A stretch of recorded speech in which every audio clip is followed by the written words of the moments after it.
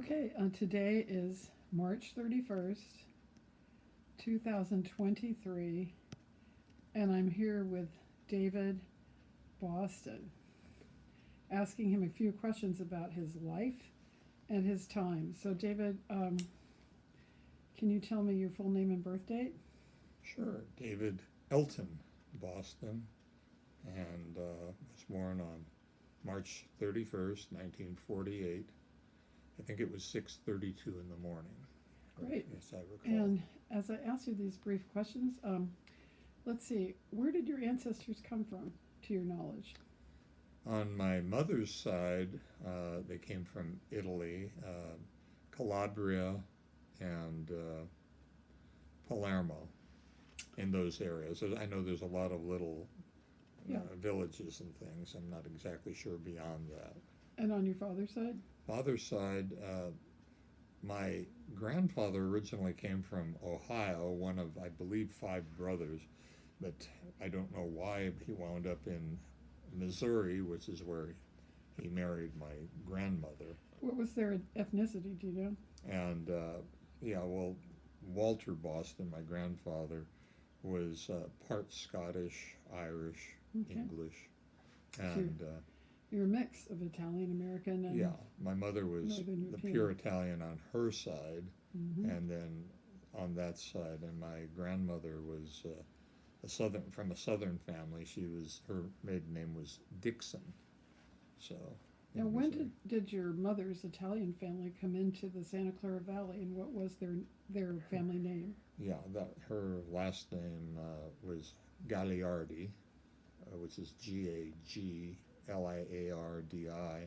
and they came in. I thought it was in the late 1800s. I actually have the paperwork somewhere, which I'm only going by my own memory, but through Ellis Island, and came originally. I think it was to Buffalo, New York. Did they And then travel they here by came in. train, do you think, to get I'm west? assuming how else That was a big from train back in period. those days, yeah, somewhere in the earlier part of the century, maybe by the 20s, they came here. My dad came during the whole Dust Bowl period, Oh. the Depression period. He came here from Missouri, and he was like the older brother of the family, and he came here, found work, and had many people from Missouri come out here because jobs were scarce in that whole Depression era. I know that you've told me that your Gagliardi family did get involved in some of the properties and real estate in the valley, and Yeah. just a quick summary of that. Well, my grandfather, worked many hours, and he bought property which was quite reasonable in those days. What was his very name? cheap. And his name was, well, there's probably the Italian derivation, but was known as James Francis Gilardi, Okay. and they called him Jimmy, is what everybody has told me. And but he acquired pieces of property and everything, which eventually,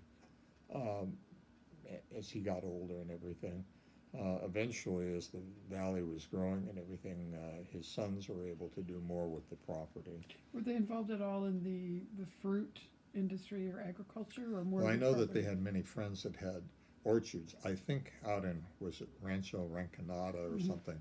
I believe there might have been some prune orchards, but again, that's more vague to me. Some of my cousins will probably have more knowledge on that. Now, your mother relatively recently passed on her birthday on Easter a couple years ago, Yeah, at 104 years of age. yeah, that was her birthday, Easter Sunday in 2020, April 12th.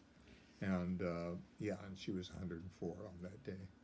And I did ask her some questions, and she did remember a great neighborliness that we don't have today here. Oh, yeah.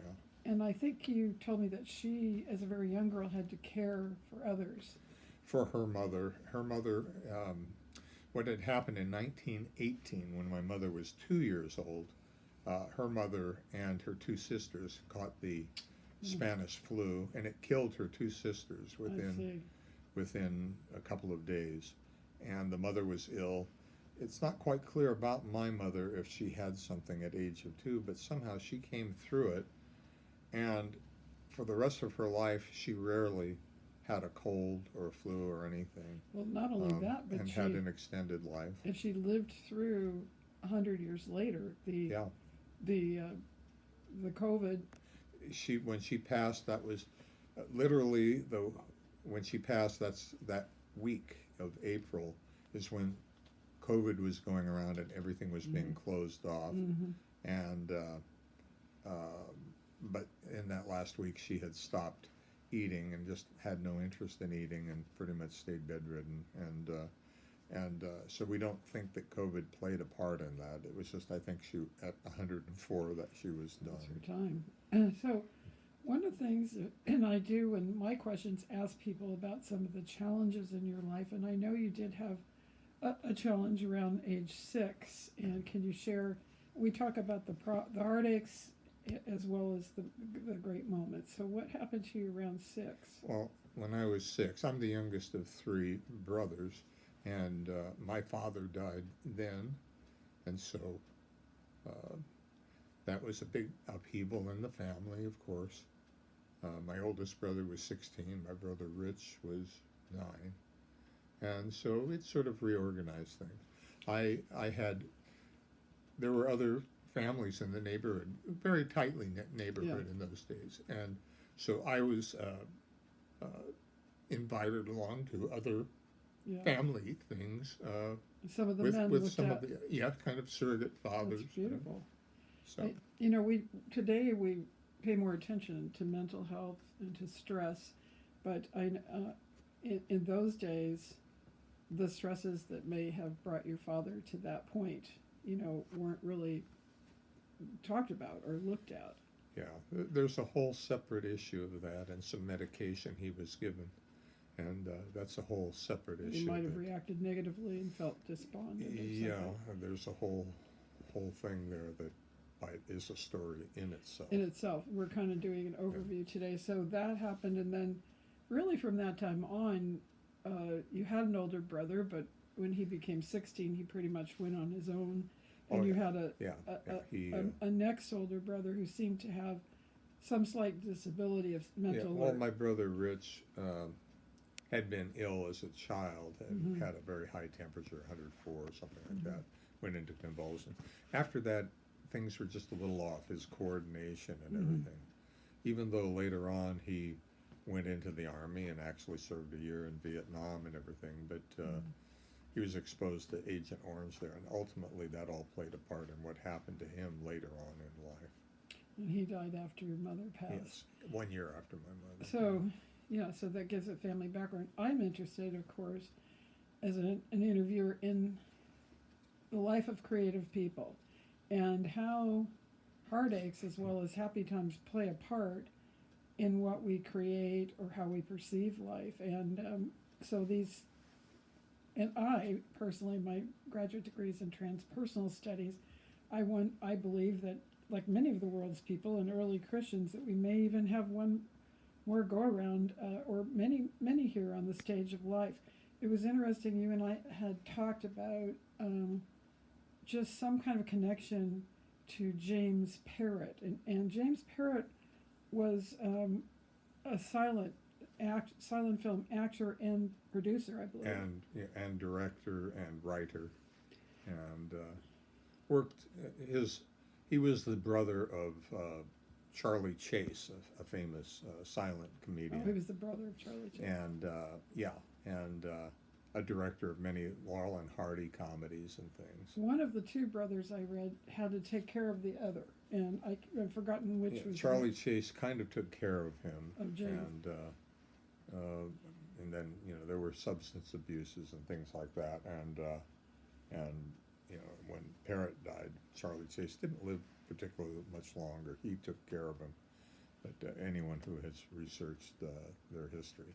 And again, his brother was more well known, was named. So James Parrott was he was I think he was the younger. He could have been the older. can't remember James the Barrett dates. was the younger, and who was and the And brother? Charlie Chase was What- the name of the comedian that his brother who looked after him for the Charlie longest looked time. after James. Yes, yeah. It's James. interesting because in my neck of the woods, I believe that our life is continuous spiritually. My graduate studies indicated, and other experiences beyond this plane, and that possibly we recycle. So it's interesting, and our lessons and our opportunities and our friendships come along with us. So it's interesting to maybe, if it's possible, that you had ever lived before as a brother whose brother cared for him in this lifetime. You had to look out for the middle brother to quite an effect, and it affected your career when you had studied film. Can you tell me your degrees and where you studied? Well, San Jose State, I had my first degree, which was in film and television and radio production at that time and everything, and that was at San Jose State. And there's a little break, and then when I went back for a master's degree at University of Southern California's, well, now they call it the School of Cinematic Arts. So you were part of that. And so, that's where my master's Your degree master's, came that's from. impressive.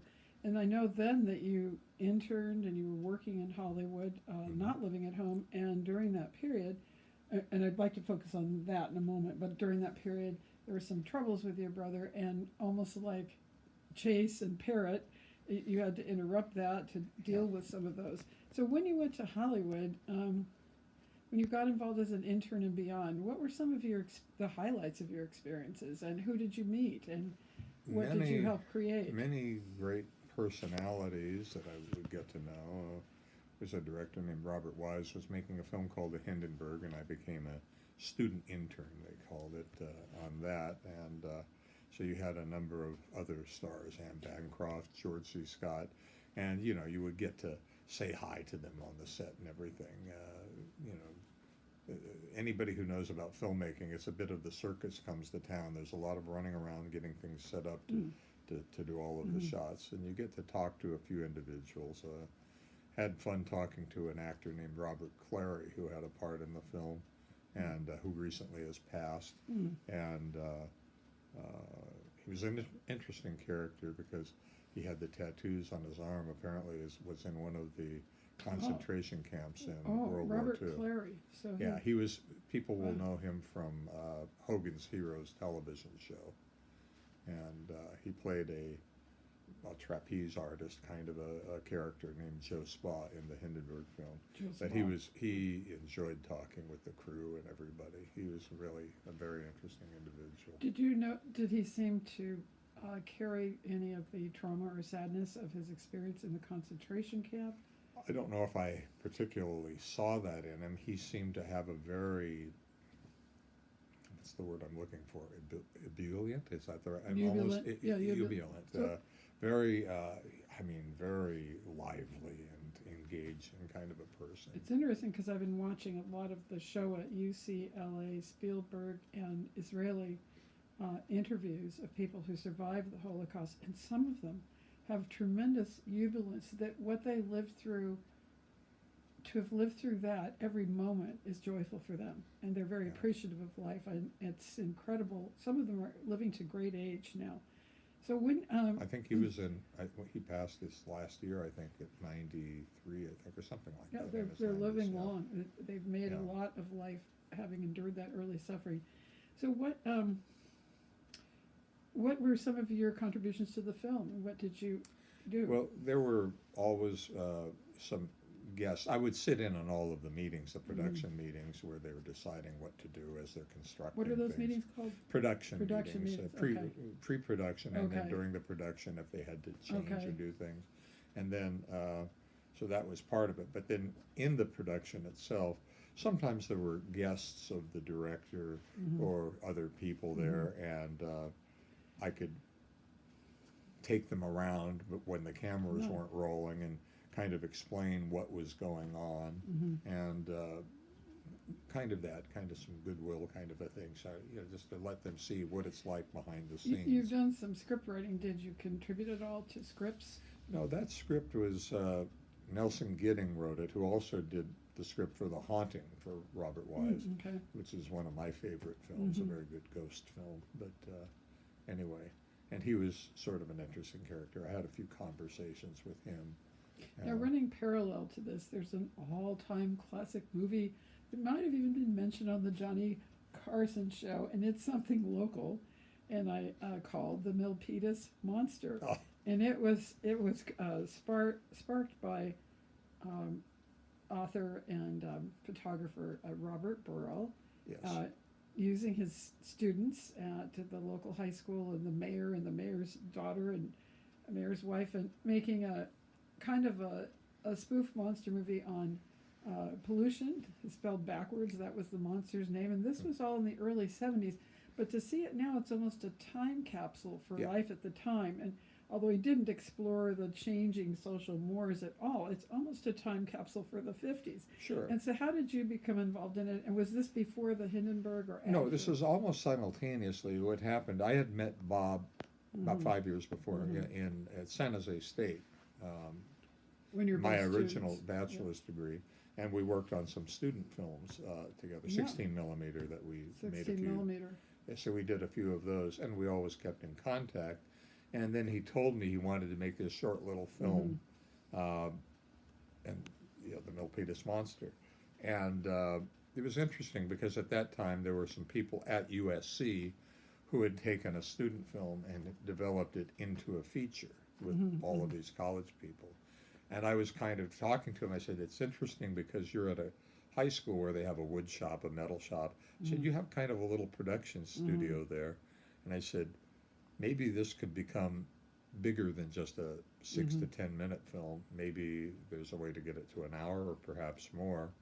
And we kicked that back and forth. So while I was doing stuff on the Hindenburg, sometimes in the slow moments, I'd be jotting down potential ideas for other scenes. And then when I'd talk to him later on the phone, sometimes I would just tell a rough idea of a scene, and they started shooting some stuff at one point. And sometimes he'd say, well, we just shot the scene. I said, wait a minute, I haven't worked out dialogue or whatever. We didn't even have a structure for the film. It was just ideas and everything. But Bob likes to, if he gets fired up, he likes to go out and start shooting film. Now, Bob, to his credit, also has done some fine documentaries on well-known photographers such as Ruth Bernhardt, who lived to 101, and others. And he, but the Milpitas Monster is known to people here. There's people have a smile on their face, and it's kind of an unusual piece. So you helped with that, and then you're continuing with the Hindenburg. It was when your brother created some problems, or ran into your problems with. Did you leave the Hindenburg, or were you? No, I was able to go through all of that, but literally at the end of that, there was a whole period where Richard had gotten into a lot of legal. Made some bad choices. Yeah, bad choices, got into legal issues. And I had to come back because I was the only one who could try to straighten anything out. And not only that, I mean, you had a family home that might have been jeopardized, but these are the ups and downs of the creative life, and so of the creative life. Now, at some point later, you married your wife Linda, and both of you have been interested in our local history. When did the two of you meet? 1982, I think, is when it. 1982 is when I first met her, and that went on for a period. We were married about 10 years later, 1992. And then, so you had about a 20-year relationship with Well, her. 10 year from And then 80 another 10 years. And then we were married for 24 and a half years. Wow, at and that time, it's about a 30-year relationship. till she I passed guess. away, yeah. And that was in 2017 or so? 2017, yeah. So how did Linda become involved with the Kelly Park, and what history societies did you become part of? She was, there was PAX San Jose, they call it. What does that stand San for? Jose history. There's several different groups. Okay. The Argonauts, the Pioneers, Oh, the and everything. Pioneers, She was pretty much involved in all of those things, and I kind of tagged along. I had been working on a few stories that dealt partly around San Jose and everything in the ancient past, and so that the gears kind of shifted. This was after the few years that I had at the Disney studios. That had happened. Oh, no, Disney, That happened before I met Linda. and the Disney was producing the Hindenburg, or how? No, that was Universal, but no, Disney. I co-wrote 2 feature films in the late '70s After and the early after the the Hindenburg. Yeah, So this tell is us after. the names of those films. Well, one was called The Omega Connection and was released. That was on a television movie here, and then in Europe was released as The London Connection. Okay. That was probably the most fun one to work on. What was it about? And it's sort of a junior James Bond action film. Okay. A young teenage kind of recruit Okay. to do certain things for the government, and that with a buddy of his that's a little bit clumsy and everything, but it was just sort of a little bit of a romp and what happens to them in England. What was the And other film? The other one was called The Kids Who Knew Too Much. Mm-hmm. That went through several title changes. Like a That's what it wound. paranormal? No, The Kids Who Knew Too Much was again, someone dies and some kids that were out in a park have witnessed something, I see. and it was a murder I see. and everything, and then they get involved in a whole plot, unraveling a plot, but it's the kids taking charge.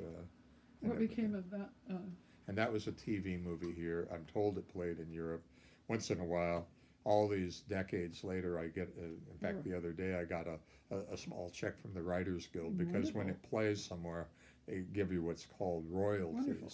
So, And royalties sometimes come in. You wonder if this is a bill from the Writers Guild for dues or whatever, and then you go, oh, it's a check. so how long were you at Disney Studios? It was a little over a 2-year period when those were done. And then a third project was begun at Disney.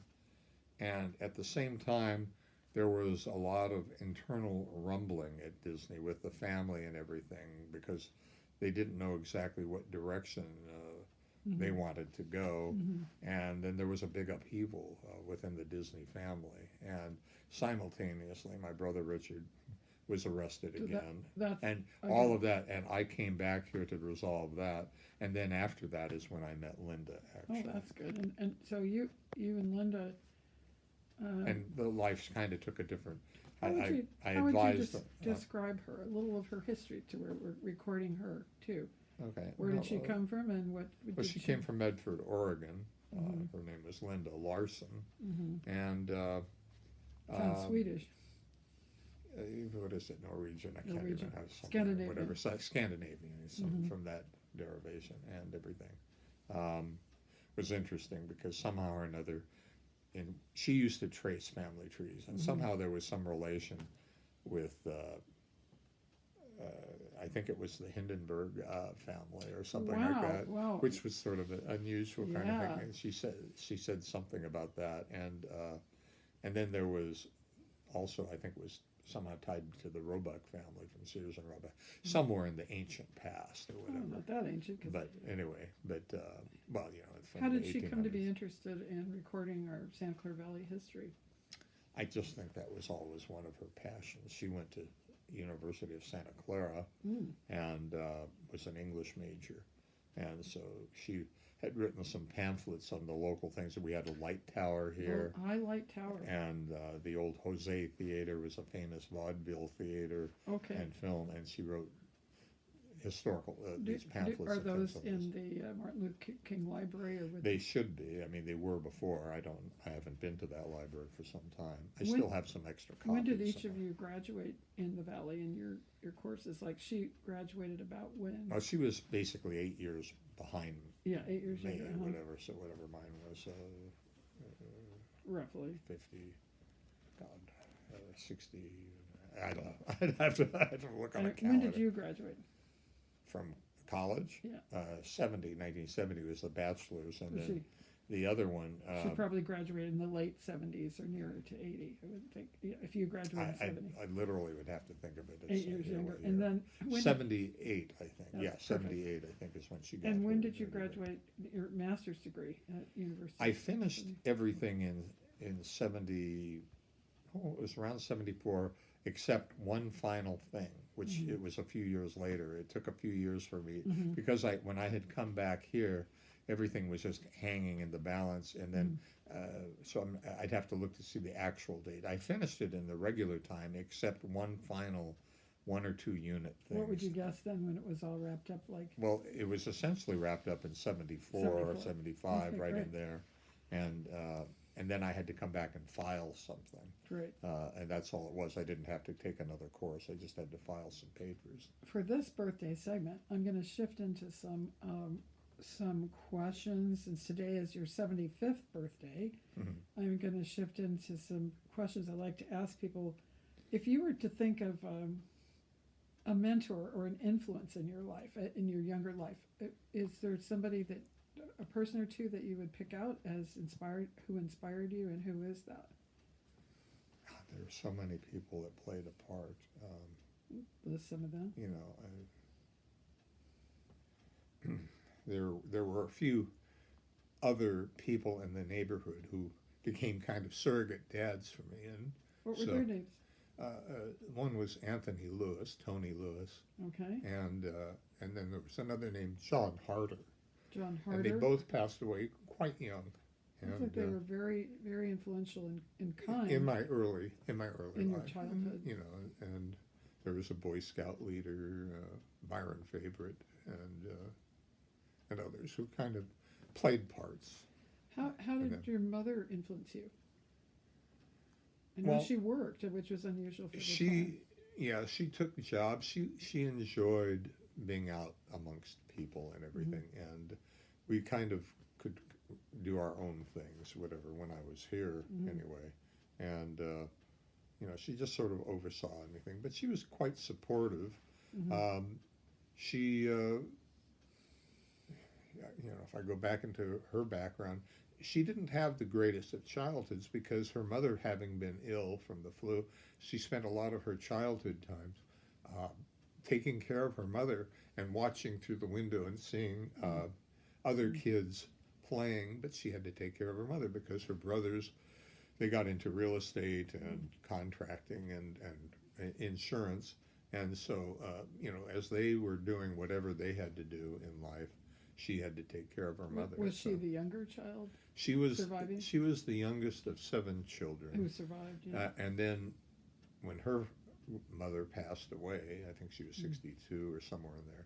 And when her mother passed away, my grandfather married, he was 75, I think, and he married a younger woman who was in her 30s and had 2 more children. He had a total of 9 children.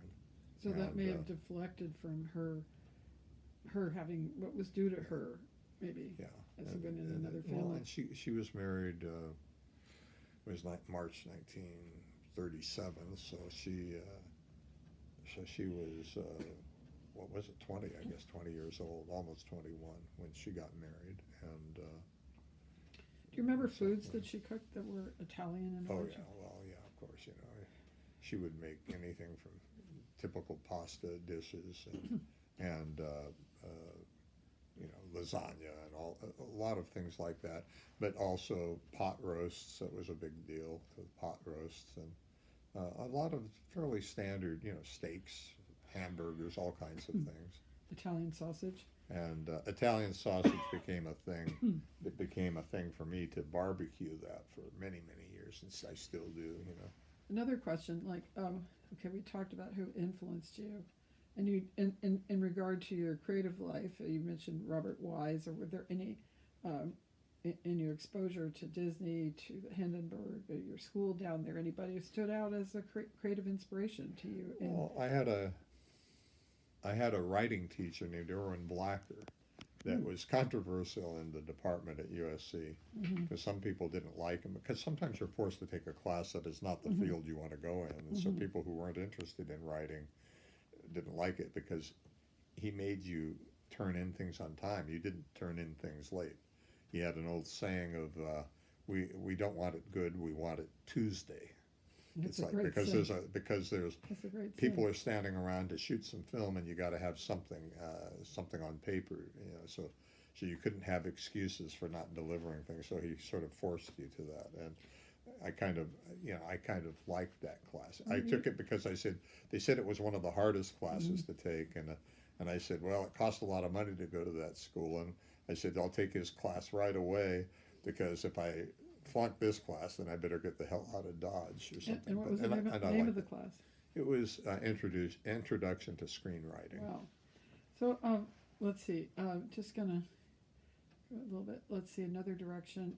Is there anything from all your life experiences, your creative experiences, and even the losses in your life, something that you do or the way you do things, it's sort of second nature. You don't even think about it.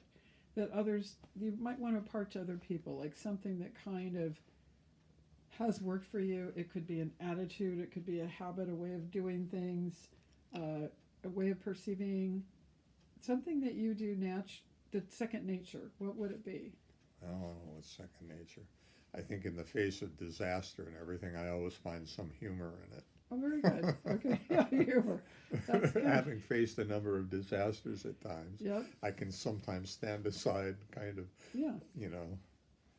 I put that Humor. back to lots of the old comedy things where they, you know, if somebody walked down the street and slipped on a banana peel, in reality, well, it could kill them or break their back or whatever. But you'd see Laurel and Hardy do something like that, and it would result in something that was just rather funny. And that's kind of a way that I sort of look at disaster when it happens. Did James Parrott in the silent era, was he involved in comedy? Yes, yes, Did you say- yes, so yeah. some of He these was traits regarded come as a over. very good comedy writer. Yeah. And I think he had the same kind of attitude because of the slapstick stuff that he was involved in, and humor of just things when it go wrong, and how it could be tragic if you were there, but with the characters he was dealing with, it became, Right. you know, you would get gut laughs out of everybody. Interesting. So let's see. And So I've always sort of like a little sardonic kind of humor to anything. very good, very good. Let's see. In this first interview of you that I hope is the beginning of having others in which you can explore in depth, what else might you want to share with us about your life that's important to you to share? Someone else used to say something that life or drama is hard, and but comedy is harder. And, Good. Anyway, but no, I don't know. I'm trying to think of some other simple way. That's somebody else's words, but Okay. Can you bring that upper balloon down? Maybe we'll close it and Yes. just get it near you. And we're gonna wish you let's see, to get that in the frame, coming a little closer to you, but not cover you. Okay, so wishing David, your middle name is? Elton Boston, born March 31st, 1948. 1948, a most happy 75th birthday, and many years ahead, if possible, to invite friends into your sort of retro house for movies and to fulfill some of the dreams, maybe travel back to Italy. So happy 75th birthday, David Boston.